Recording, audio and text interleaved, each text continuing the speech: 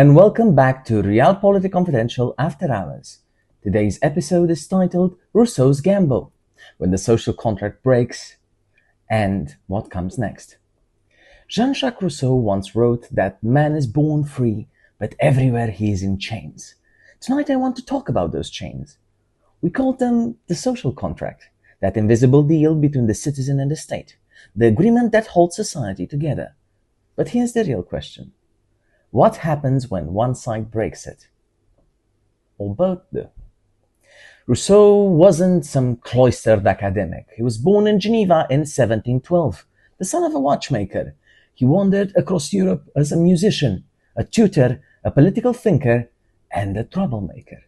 His writings were so controversial that they were burned in France and banned in Geneva. Yet his ideas outlived him, fueling revolutions and reshaping how we think about freedom, law, and legitimacy. At the center of it all is this notion that for a society to work, both the ruler and the ruled must honor the deal. Break it, and you don't just get political instability. You get the slow unraveling of civilization itself. So what exactly did Rousseau mean by this social contract? Well, at its core, it's simple. Each one of us surrenders a portion of our absolute freedom, the freedom to do anything, anytime, without any sort of consequence. We do so in exchange for something far greater: collective security, recognized rights, and the stability of an ordered society. But here's the catch. This only works if it's mutual. The state has the duty to govern justly, to uphold the rights it promises, and to treat every citizen as an equal participant in the common project. In return, citizens have the duty to remain engaged, to respect the laws they've consented to, and to act as responsible stewards of the society they live in. Rousseau warned that apathy is lethal. As soon as any man says of the affairs of the state, "What does it matter to me?" the state may be given up for lost. This wasn't just philosophy, it was a warning shot across history. Because when one side checks out, whether it's the rulers or the ruled, the whole system starts to rot and crumble from within. But let's be honest, sometimes it's not the citizen who walks away first. Sometimes it's the state. History is littered with governments that swore allegiance to constitutions, charters, and rights, only to shred them the moment they became slightly inconvenient. The Weimar Republic promised democracy, but saw it strangled by emergency decrees. More recently, states around the world have invoked temporary measures that quietly became permanent, all in the name of safety, stability, or the ever-flexible definition of national security. Then there's corruption, the slow grinding rot that doesn't make headlines overnight, but that eats away at trust like acid. When public office becomes a personal enrichment scheme, when laws are bent for friends and donors, the message is clear. The rules do not apply equally, and that is the quiet death of legitimacy. Which brings us to the uncomfortable question. If the state is in continuous, voluntary breach of the social contract, not an accident, not a crisis measure, but a deliberate pattern, a modus operandi, if you will, is its authority still morally binding? Or is it simply power stripped away of any pretense of justice imposed through coercion because it simply can? Here lies the paradox. Force can make you comply, but it can never make you respect. And without respect, the chain that binds citizen and state is no longer a contract, it's just the shackles. And shackles eventually erode. Ask any empire. I would argue that it is in the interest of the state as well not to break the contract. One of the hidden objectives of any state is to perpetuate its existence indefinitely. Well, there's no better way to achieve that than to treat your constituents relatively fairly.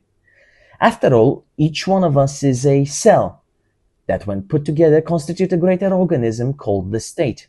So in order for the state to be perpetual in the temporal sense, it needs to treat its cells appropriately, or cancel will kill cell and organism alike.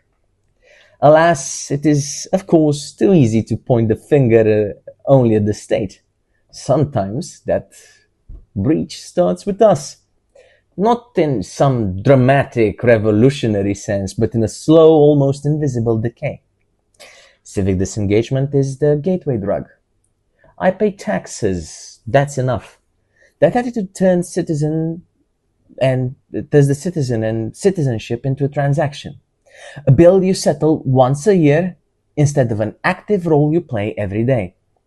We start trading the long-term health of our society for short-term self-interest, voting not for what's needed, but for what's convenient, demanding benefits without caring where the resources come from or whether the system can sustain it. And underneath it all, a subtle but deadly shift from seeing ourselves as stakeholders to seeing ourselves as customers. And self-entitlement replaces responsibility in this case. The public square becomes a complaint department. The truth is, the social contract isn't maintained by applause when things go our way. It's maintained by our willingness to contribute even when it doesn't. When enough citizens treat society as a vending machine, input taxes, expect outputs, the fabric of civilization itself begins to fray. And once that thread starts pulling, it's very hard to actually stop it. When the state breaks, the contract and the citizenship breaks it too. You don't just have dysfunction, you have decay. The state becomes a bureaucratic predator, extracting obedience, taxes, and compliance not to serve the public but to feed itself. Citizens become atomized consumers of governance, each one looking out for himself and looking only for their own slice, blind to the bigger picture. Without mutual trust, the social contract is dead. And when it dies, the rule of law doesn't vanish overnight. It mutates. It becomes the rule of force. The law is still there, make no mistake, but it's no longer respected. It's obeyed only because the alternative is punishment. History has shown us this movie before. The late Roman Republic, where corruption, power grabs, and public apathy paved the way for dictatorship. Then you have the dark case of Weimar Germany, where a fragile democracy collapsed under the weight of polarization, economic despair, and political cynicism. In both cases, the collapse wasn't sudden. It was a slow erosion. The people stopped believing in the state, and the state stopped believing in the people. So how do we keep the social contract alive? So that we don't end up cannibalizing each other, both figuratively and, if it gets bad enough, literally. Maybe we need to reframe it entirely. Think of citizenship as a share. Think of citizens as shareholders in a company. And like any shareholders, you don't just collect dividends. You have responsibilities, oversight, investment, participation in major decisions. You monitor the performance of management. You ask hard questions at the annual meeting, and you hold leadership accountable when they underperform. The state in this model is management, not a feudal lord, not a fairy godmother. Its job is to run the enterprise efficiently, transparently, and in the best interest of shareholders. And when management fails, the shareholders have every right and, in fact, the duty to demand change. The dividends here aren't just numbers on a quarterly report. They're security, justice, and prosperity. A stable society where your rights are upheld, your freedoms are respected, and your opportunities aren't just theoretical. But that only works if we stop treating the state as some benevolent parent who will fix everything while we stay in our rooms. That vision turns us into children, compliant when rewarded, resentful when denied. A healthy society doesn't run on that. It runs on adults who see themselves as co-owners of the system, with skin in the game. Because when you see yourself as a shareholder, you stop waiting for the magic wand and start taking responsibility for the company you own. Rousseau's social contract was never meant to be a dusty philosophical relic. It's a living agreement, renewed every day by how the state treats its citizens, and how citizens treat the state as well. Break it on either side, and you weaken the foundation of civilization itself. Break it on both, and you set the stage for its collapse. Now, the question, dear listeners, is the following. Will we be passive spectators to that collapse? or the active shareholders preventing it.